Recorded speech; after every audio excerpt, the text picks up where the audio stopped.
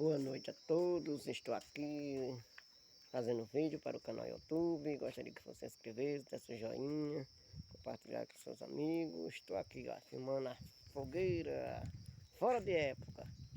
Aí a fogueira fora de época para que vocês vejam nesse dia lindo de hoje. Muito bonito. Tá aí a fogueira fora de época. A lua bonita, céu limpo. Depois de tanta chuva, depois de tantos dias de chuva, a fogueira pegou. Foi acesa dia de São Pedro, mas muita chuva, aí não pegou. Hoje, depois de tantos dias depois, aí a fogueira está pegando aí, para que vocês vejam, né, como lembrar daquele tempo antigo, que as pessoas estavam lá na fogueira, comendo milho, churrasco.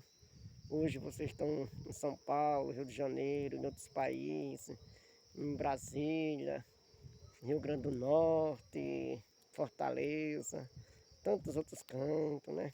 Dá saudade desse momentão especial que era a fogueira daquele tempo. Então tá aí, fora de época, mas tá pegando para que vocês vejam. Que linda a fogueira. Depois de muitos dias de chuva, a fogueira está pegando.